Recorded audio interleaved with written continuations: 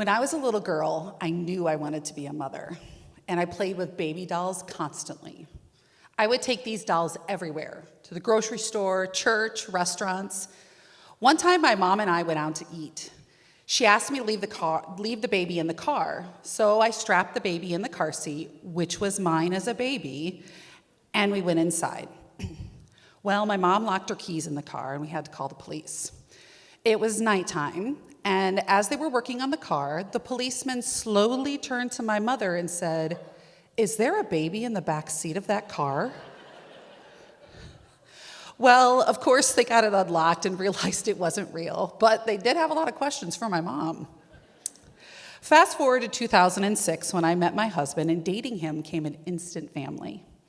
As our love grew, so did my love for his 2 children.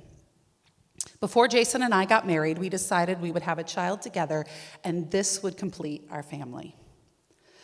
We tried for almost 2 years and ended up turning to IVF. If you've experienced IVF, you know the crazy hormones and emotions. If you haven't, a few examples would be me slamming the door closed, then sliding down that door crying hysterically. Why? I have no idea. Or me crying and then immediately laughing. Why?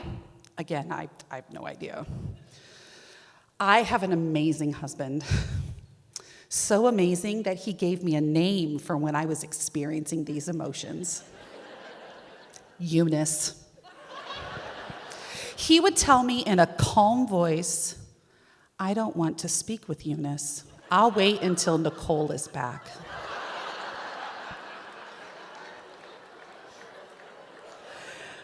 We did 2 rounds of IVF, and if that wasn't enough, at 28 weeks, I was diagnosed with cholestasis. This condition is so rare, there is barely a 6-sentence paragraph in the What to Expect When Expecting book. Less than 1% of pregnant women develop cholestasis, which is a liver condition that causes stillbirth after 36 weeks. Okay, great. I told myself I got through IVF, I can get through this.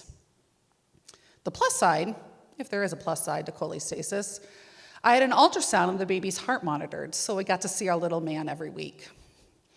I was induced early at 36 weeks, and after 30 hours of labor and 3 hours of pushing, our son Maxwell was born. I only held him for a minute because he was promptly sent to the NICU. After a few hours of sleep, we finally got to see him, and as my husband was holding him, Maxwell had his first seizure. After that, he was placed in a warming crib, and we could no longer hold him. 3 days after that, we found out that he had had a stroke. What? Did I hear them correctly? My baby, who was 3 days old, just had a stroke? I was in shock. I couldn't even cry. I had never heard of such a thing. They told us the stroke probably happened in the womb or during labor. Shortly after receiving this news, a doctor came over to talk with us. He pulled up a chair, and he proceeded to tell us that 1% of babies have strokes, and then went on to inform us about the life that we were about to lead. That our child probably wouldn't walk or talk or be able to feed himself. He would have significant learning delays. As I was listening to all this, the anger started to kick in. I thought, this child is 3 days old, and you've decided his abilities for the rest of his life? Once we were home, I pretended like nothing happened.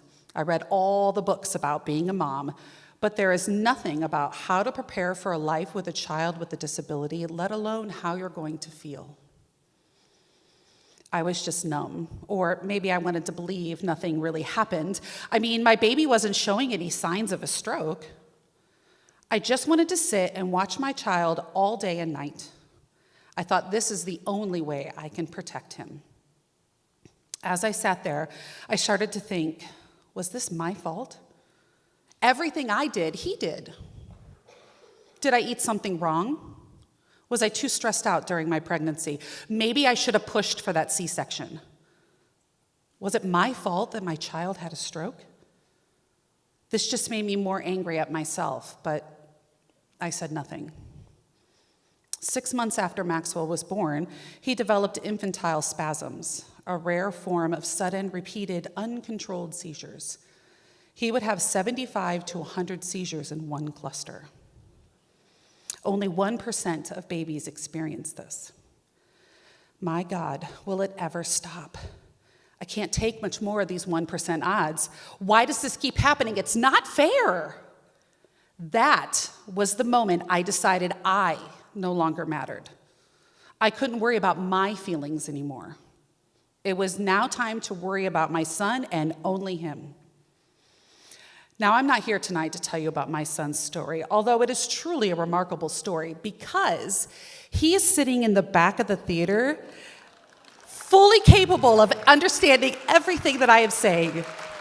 In addition, he can walk and talk and is currently eating popcorn with his dad. I love you, Bubba. I'm actually here tonight to tell you about my unexpressed feelings. For a long time, I worried about telling people that I was sad and angry. I didn't want to be judged by strangers or family members, and worse, other mothers. Disabled child or not, being a mother can be very lonely.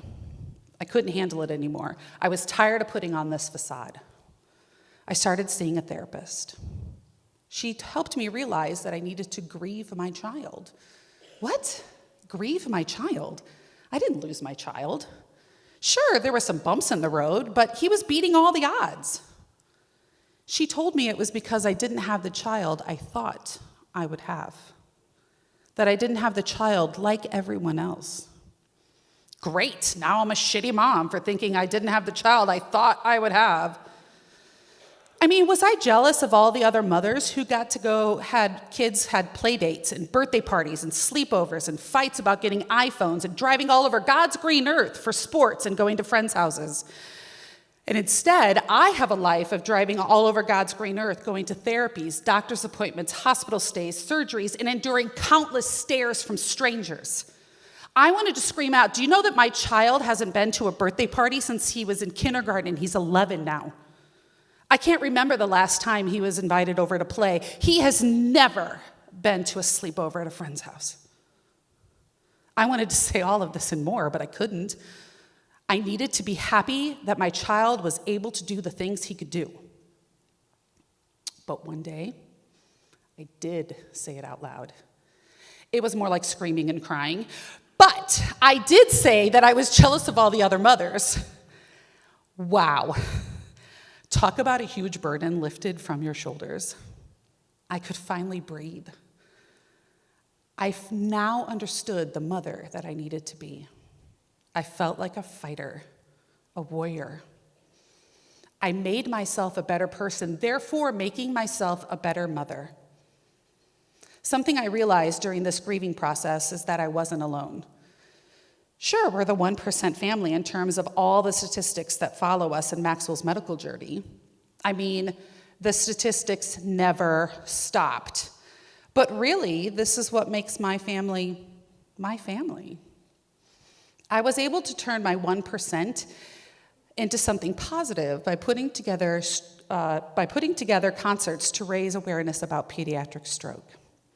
I also started my own business called Mama's Little Shop, where I make homemade, sensory-friendly, adaptable clothing for kids and adults. Thank you. Being a mother with a child with a disability is hard, but my feelings are valid. Every time we go to the doctor now, I can hold my head high and say, we are the 1% family. 1% no longer is a lonely number or a tragedy. It's unique, beautiful, and well, it's me.